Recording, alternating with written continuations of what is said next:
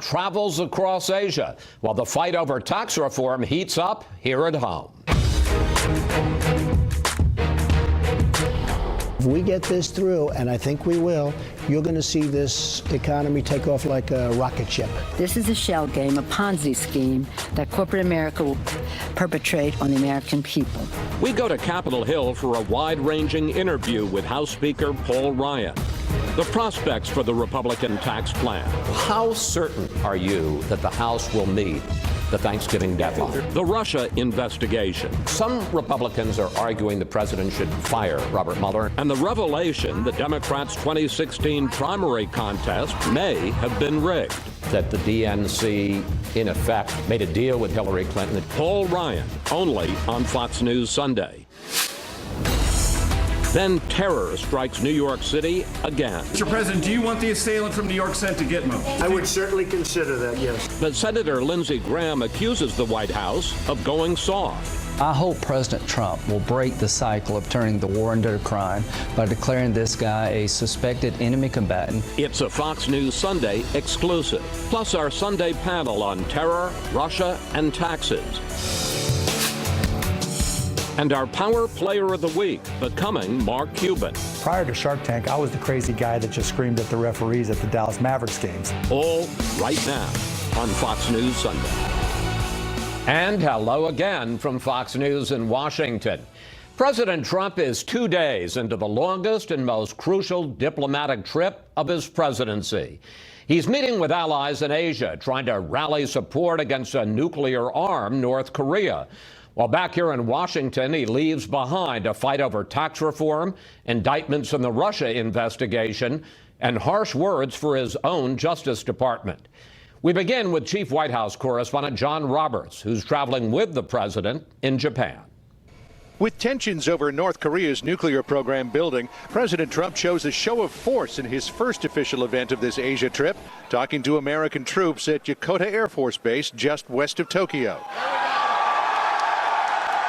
No one, no dictator, no regime, and no nation should underestimate ever American resolve. The president will spend 11 days in the region, visiting 5 countries: Japan, South Korea, China, Vietnam, and the Philippines. Top of the agenda, how to put more pressure on North Korea to drop its nuclear weapons program and the nagging trade deficits the U.S. has with all 5 nations. We will seek free, fair, and reciprocal trade. But before the heavy lifting of security and trade talks begins, the president joined Japanese Prime Minister Shinzo Abe and PGA Tour pro Hideki Matsuyama for lunch and an afternoon of golf at the host course for the 2020 Olympics event. President Trump and Prime Minister Abe also signed hats for each other that read, "Donald and Shinzo, make alliance even greater." Later, heading to dinner, President Trump said there's a lot to get done and not much time in which to do it. We are in the midst of having very major discussions on many subjects, including North Korea and trade and other things. On his way to Japan, President Trump indicated that he will likely meet with Russian President Vladimir Putin on the sidelines of the APEC conference this coming week in Vietnam. Not on the agenda, though, a trip to the demilitarized zone when he's in South Korea beginning on Tuesday. But the president did indicate he will likely redesignate North Korea as a state sponsor of terror sometime later in this trip. Chris? John Roberts reporting from Tokyo. John, thanks for that. Now to the sweeping Republican tax plan, which would cut rates for corporations and individuals, but would end some key deductions. On Friday, I sat down with the Speaker of the House, Paul Ryan, to discuss the tax plan and much more. Mr. Speaker, welcome back to Fox News Sunday. Thanks for having me. Let's start with the prospects for this tax plan. You say you want the House to pass it by Thanksgiving, which is less than 3 weeks away.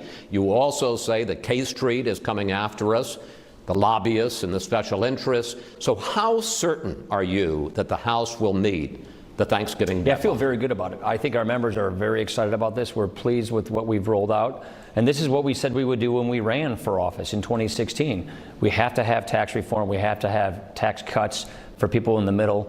this delivers that, and we really are convinced this is going to help get our economy growing and reaching its potential. You had to do this in order to do that, and that's why we want to get it done this year so we can have a very good 2018 and get stronger economic growth. And so, yes, we're on track for moving this through the House before Thanksgiving. That's our plan. We expect our friends in the Senate to be about a week behind us. Well, let's talk about the Senate, because, of course, the House passed Obamacare repeal and replace, you may remember. I do. And it died in the Senate. Yeah. How worried are you with all of the complicated rules about budget reconciliation that the same thing could happen in tax reform? It's a completely fair and legitimate question. We feel very good, and we did things differently this time because of the health care experience. Like you said, we passed our health care repeal and replace bill back in May, and the Senate just couldn't get it done. So what we did this time differently was we worked with the Senate ahead of time from the summer on to put this bill together to basically create a framework of this bill, House, Senate, and the White House, and launch this thing together and be very coordinated. And then now the budget rules, the budget that we passed in the House and the Senate, paves the way for this to get done and get through the Senate, and this is in conformity of those rules. So the lesson learned was coordinate with the Senate and then move together. Orrin Hatch is going to be putting his bill out. All of those. But he's saying he's going to pass his own bill. Yeah, that's the legislative process, but that's within the framework. That's the key here. So we have basically decided the big ticket items, a 20% corporate rate, a 25% rate for pass-through businesses, the middle-class tax cut. All of those things are things we agree on, and so these bills are written within those details. So that's why those differences will be fairly narrow. A month ago, you promised that tax reform would be revenue neutral, your words, but the bill that you've just announced. I said budget neutral, deficit neutral, because that's the way our budget rules work. Let me just get you right there. You're going to say this is a $1.5 trillion tax cut. We are convinced that this is going to give us faster economic growth. I'm not saying every tax cut pays for itself. Let me ask the question, then you can. All right, I'm sorry. I just know you so well, Chris. Well, I know. But in January, when the new House, the new Republican Senate, the new Republican president were just getting started, you said this. We are fiscal conservatives. What that means is we believe government should not live beyond its means. That means we have to get our fiscal house in order to prevent a debt crisis in the future. Question. What happened to Paul Ryan, the deficit hawk? Paul Ryan, the deficit hawk, is also a growth advocate. Paul Ryan, the deficit hawk, also knows that you have to have a faster growing economy, more jobs, bigger take-home pay. That means higher tax revenues. But your mark is $1.5 trillion added to the deficit. The reason we did it that way is because we believe that the Senate parliamentarian won't let us use what we call dynamic scoring, which is scorekeeping growth. That figures out growth. So we basically did not want to leave the chance that some bureaucrat, unelected, would deny our ability to bring a tax bill through that is pro-growth and that reflects those pro-growth estimates. That's why it's done that way. But we are absolutely convinced, and we all have economic models that will show this, that this will help grow the economy. I wish the Obamacare bill would have passed, which would have been good fiscal responsibility, entitlement reform legislation.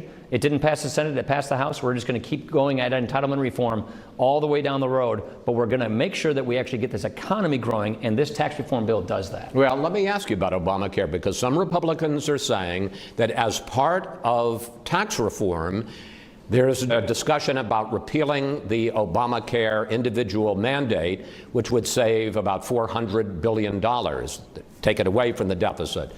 Is that on the table? Yeah, we have an active conversation with our members on a whole host of ideas on things to add to this bill, and that's one of the things that's being discussed.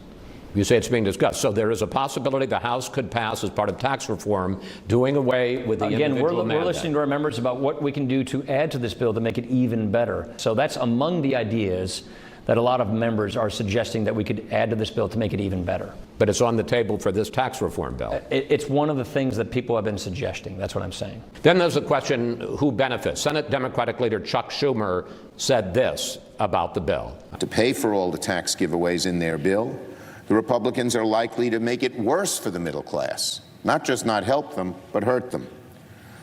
Slash state and local deductibility, which is a bedrock middle class and upper middle class deduction, would hurt so many middle class taxpayers. Schumer says that you take away 70% of the state and local deduction, and he points out that 1/3 of taxpayers claim that. He says you're taking away almost 3/4 of the value. Yeah, so here's what we're doing. So you see this postcard? This is literally the kind of tax form that 9 out of 10 taxpayers would be able to use. Right now, about 70% don't itemize. By doubling the standard deduction, we're making it so that people don't have to itemize their deductions. So instead of having the first $12,000 that you don't pay tax on, it'll be the first $24,000 for a couple you don't pay your tax on, and we're lowering people's tax rates. The difference here is we're basically saying instead of using a tax deduction to lower your tax rate, lower your tax liability, we're just going to make it easier for you to don't pay taxes in the first place. But this is a clear middle-class tax cut, no two ways about it, even for people in those high-tax states. Let's talk about it being a middle-class tax cut, which I know you say, the president says. Well, the math says it as well. Let's talk about fairness. People will no longer be able to deduct medical expenses or interest on their student loans. As we've said, they're going to lose the deduction for what they pay in state and local income taxes under your plan. But wealthy people will no longer pay any tax on estates worth millions. Question. Yeah. Is that fair? Here's what's fair. Clean out the special interest loopholes in the tax code and let people keep their money in the first place. So here's the discussion here. You just mentioned a couple of things that are good, that are valuable. Paying student loans, you have medical expenses. So what we're doing here, by raising the standard deduction and lowering people's tax rates, we're saying you do what you want with your money because it's your money. Instead of using the deduction to get some kind of a tax break based on this behavior, it's your money, but you do what you want with it. That's the philosophical difference here, Chris. You're making it sound like it's a deal, Mr. Speaker, but if I have a student loan and I've been able to deduct the... Yes, and instead of... If I'm able to deduct the interest rate, now I'm losing that. If I have huge medical expenses and I'm able to deduct the medical... In exchange for a tax cut. So you get to keep your money more in the first place, so you get to decide what you want to do with your money. That's the point I'm trying to make. And why repeal the estate tax? We're only talking about like 5,000 people a year. Look, there's already an $11 million exemption. I'd say two things. First of all, it's a fairness argument. Second of all, it's a jobs argument. You actually create jobs by getting rid of this death tax. Because you know what kills one family business from passing their business on to the next generation? The estate tax. But there are a lot of protections for family farms. We believe that this is a fairness argument. People work hard to build up their business, their farm, their ranch, all of their working lives. They pay taxes on that money all of their lives. And then when you die, you get it taxed away from you and you can't pass it on to the next generation. We just think it's unfair. Death should not be a taxable event, and we should not be stopping people from being able to pass their life's work on to their kids. I want to ask you briefly about the Russia investigation. The special counsel Robert Mueller has charged 2 top Trump campaign officials with various misconduct, one guilty plea by a campaign associate for lying to the FBI. Some Republicans are arguing the president should fire Robert Mueller. In fact, several members of your own caucus have filed a resolution calling for him to step down. Some are saying Congress should cut off his funding. Will you pledge that you will not allow the Mueller investigation to be curbed or stopped? Yeah, I've said all along, we need to let these career professionals do their jobs, see it through. So no, I don't think he should be stepping down. I don't think he should be fired. And the president's made it clear he's not going to do that. So no, we're not going to interfere with this investigation. The investigation will take its course, and we will let it take its course. We're also doing our own investigations here in the House, and the Senate has one as well, into Russia and into Russia's meddling in our campaign. So these Russia investigations will take their course. We need to find out exactly what they did to our country, how and why they did it, and then how do we prevent them from doing it in the future, and let these career professionals at DOJ just do their jobs and finish their job, and that's what we're going to do, let them do that. And what about the revelations over the last few weeks about Hillary Clinton, about the fact that her campaign helped pay for the so-called Russia dossier, the revelation just yesterday that the DNC, in effect, made a deal with Hillary Clinton that she could control? So first, the first part of your question, the dossier, that's part, we were discovering that as well through our investigation. And the FBI has finally been releasing those documents so we could get to the bottom of that. And that is part of this Russia investigation. The second thing, that story just broke. I've never seen anything like that. I mean, we all said that the Clintons thought they lived above the rules, but this takes the cake. I mean, this is pretty amazing.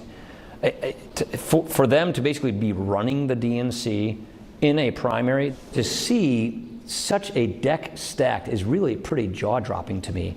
No wonder the Democrats are ticked off. I would be too. It's amazing to me how the Clintons just lived above the law or above the rules in this thing. I understand why Democrats are mad about this. They should be mad about this. And I don't think I've ever seen anything like this, frankly. Is there any legislative remedy, or is this? Well, I don't know that there's a legislative remedy on how parties conduct themselves and how they're supposed to be neutral in primaries. Whether they broke campaign finance laws should be something that the FEC, the Federal Elections Commission, should have to look into. But we don't legally regulate how the parties set up their bylaws. But to have a primary, have one of the primary participants stacking the deck and running the party, I've never heard of that before. That just takes the cake in my mind. It's amazing. Mr. Speaker, thank you. Yeah, you bet, Chris. Thank you. When we come back, more on that bombshell from former Democratic Party Chair Donna Brazile about Hillary Clinton's control of the DNC in 2016. We'll bring in our Sunday panel to discuss whether the party's primaries were rigged. Plus, what would you like to ask the panel about the Republican tax plan? Just go to Facebook or Twitter at Fox News Sunday, and we may use your question on the air. Mass shooting was reported this morning at a church in Sutherland Springs, with early reports of several people shot. Now, Sutherland Springs is a small community about 40 miles southeast of San Antonio. And according to reporters on the scene, there are reports that two airlift helicopters were at the scene. A witness reported seeing a man walking into First Baptist Church there in Sutherland Springs and beginning to open fire. Again, this happening around 11:30 a.m. Central Time, was just under 2 hours ago.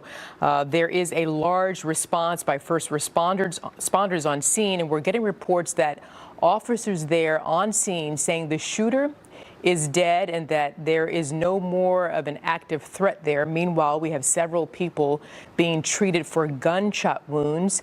First responders working to remove bodies, we're told, which means there are fatalities. Again, this started around 11:30 Central Time, just under 2 hours ago, when witnesses reported seeing a man walk into First Baptist Church in Sutherland Springs, Texas, 40 miles southeast of San Antonio, and opening fire on the congregation. The story is unfolding. This is what we have at the moment, and we're going to keep collecting as much information as possible. When we get those details, we'll get them to you. We do have former D.C. homicide detective Ted Williams. I believe he's in our D.C. Bureau or on the phone. Do we have Williams on the phone, Detective Williams on the phone? Yes, I'm on the phone. So you just heard me report the little information that we have. Based on what it is that we do know, what are you thinking, your first mind? Well, my first thought is that they clearly want to neutralize the shooter or shooters. And that's going to be significant. So if there is someone that's actually down, then the investigation will start from that person who is perhaps dead or down. And then the next thing that they want to do is a preservation of the crime scene, because it is clearly now a crime scene. And most important, they're also trying to determine who this person or persons are, and they're trying to find out at this stage, in the early stages here, what also was the motive. Was this a terrorist act? Was this somebody that had a grudge against someone at the church? Motive is always significant and important at this early stage of the investigation. Right. And Detective Williams, as they work to protect the crime scene there, how do first responders work around, again, not tampering with unintentionally evidence there on the scene, and also getting the bodies, the people who are wounded, getting them to the hospital, or perhaps, unfortunately, in some cases, to the coroner's office? We know multiple people have been shot. There are early reports of fatalities. We don't have any exact numbers, but talk about that process for us.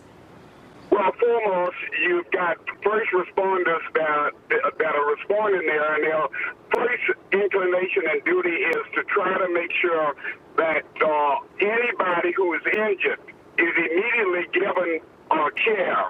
And once they found out that there are individuals who are there that have expired and that no care can be given, those individuals will be kept right in place. And what will happen is law enforcement officers will set off perimeters where nobody will be able to move in and out.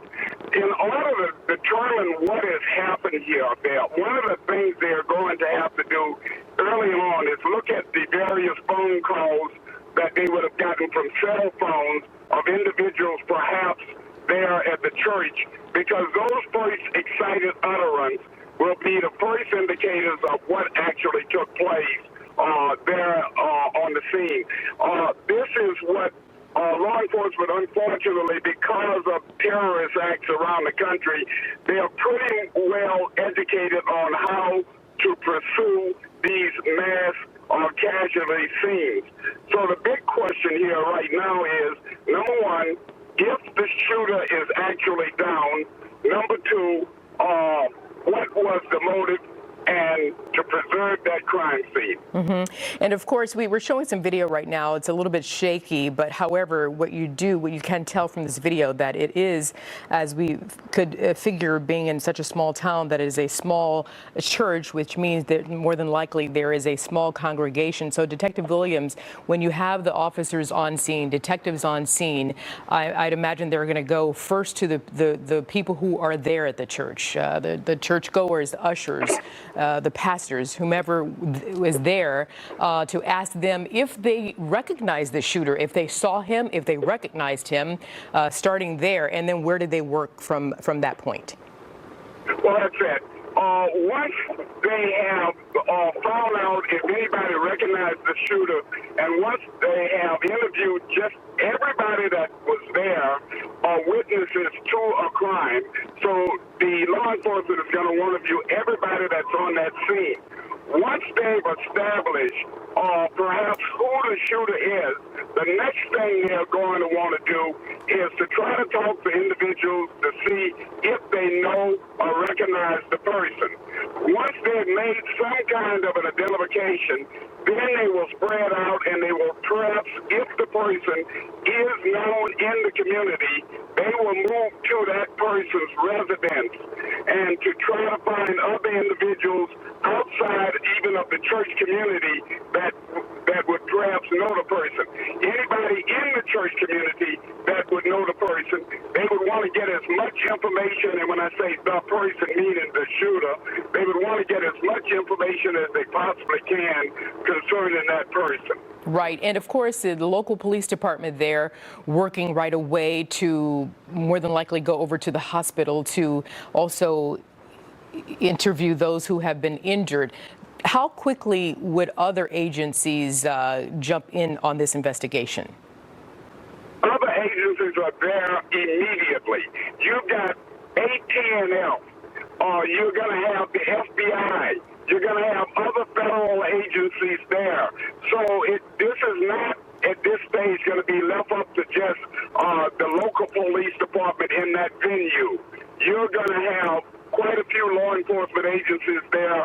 They are then going to have to coordinate among themselves what they will be doing. And as you represented, some will immediately be moving to the hospital to see what individuals who were injured at the hospital actually observed and saw.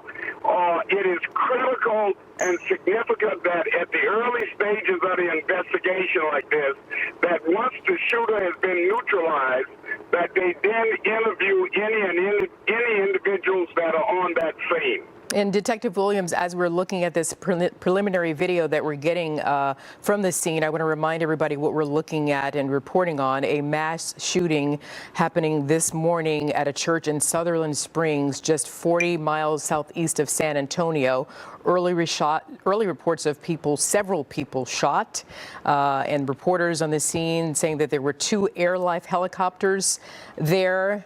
Witnesses reporting seeing a man, no description of him at this point, walking into First Baptist Church there and beginning to open fire, happening just about 2 hours ago now, 11:30 a.m. Central Time. A large response, as you can see there, by first responders. We're getting reports that officers on scene are saying that the shooter is dead and that there is no more active threat. Meanwhile, several people being treated for gunshot wounds. And first responders are working to remove some bodies on scene, which means there are, unfortunately, fatalities. The Associated Press is saying that there are multiple deaths, according to the local sheriff there at this time. According to the Associated Press, that there are multiple deaths from this apparent mass shooting at that church. About 50 people were in that church at that time. So we have former homicide detective there in D.C., Ted Williams, on the line. But we are going to, if you could stand by for us, Detective Williams, because you're walking us through what is happening on the scene right now, what investigators are looking into, the early questions they're trying to get answers to. We will continue this after the break.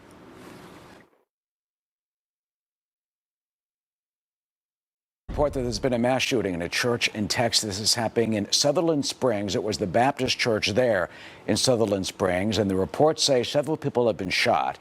The Associated Press indicating, quoting the sheriff there, that several people have been killed in the shooting. The church had roughly 50 parishioners at the time. We have no more information on the gunman, no known motive at this time, no known information about how many people were wounded at this moment, or who or why this was caused. About 50 people in that church at the time at 11:30 Central Time that this mass shooting, yet another one, attacking parishioners, the faithful believers, the faithful in our country at a church, this time in Sutherland Springs, Texas. Yeah, it's a very small community, Eric. It's about 400 people. It's a tiny town, 30 miles southeast of San Antonio, Texas, Sutherland Springs is. And we have, according to one of the local affiliates there, the CBS affiliate there in San Antonio, reporting that one of the people who have been shot is a 2-year-old. Again, these are early details coming out of a very active scene, so some of these details may change as the story unfolds. I know we had Detective Okay, we're going to have former Boston Police Commissioner Ed Davis on the line with us now. Commissioner Davis, are you with us? Yes, I am. Good afternoon. Good afternoon. And based on the information, the little information that we have and that you've heard us reporting, what is it that you can tell us that authorities on scene are doing now in terms of trying to get to the bottom of who this shooter is or was, as we have been told that he has been taken down, not sure by authorities or perhaps someone else, a parishioner who might have had a gun. We don't know that. But based on the fact that he is down now, what is it that police are trying to find out? Well, the first responsibility is to care for the wounded, obviously, and try to get as many people to the medical facilities as possible. From the looks of the scene, it looks like the removal of patients is over. And at that point in time, they begin to secure the scene. They'll want to make sure that everything is preserved so that the crime scene technicians can come in and do their job to try to recover every piece of evidence possible. It's not only important for the prosecution, and in this particular case, if the suspect is dead, then the prosecution isn't the key thing, but to study and to understand exactly what happened, and also to be prepared in case there are any co-conspirators who may have helped the suspect in a case like this. And it's all very, very early.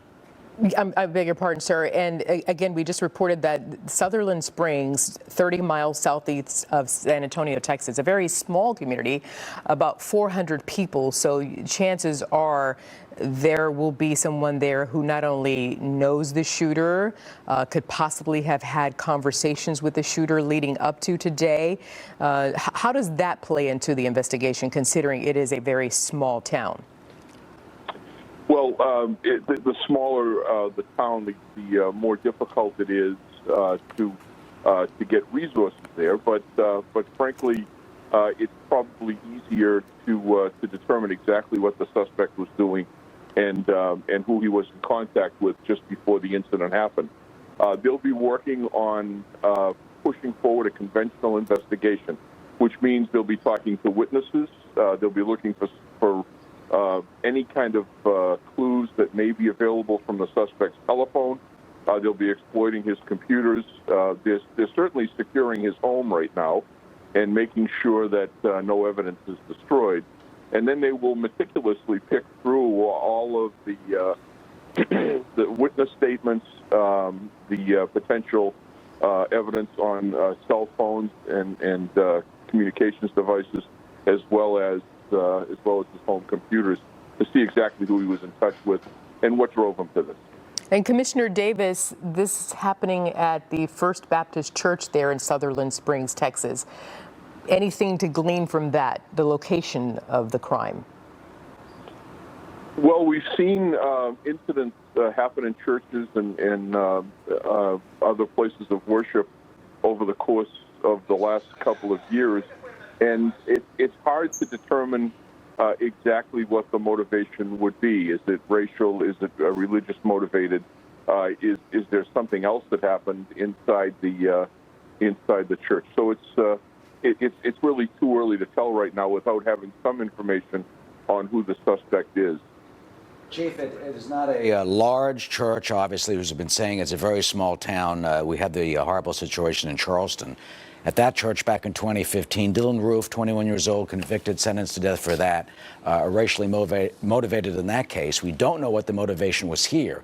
But can we glean anything from the fact that the reports say that the shooter walked into the church during the services, that, as we have reported, a 2-year-old and other children are among those who were shot, and that there were multiple deaths, according to the Associated Press and the sheriff there, that this seems to be very much some type of targeted act?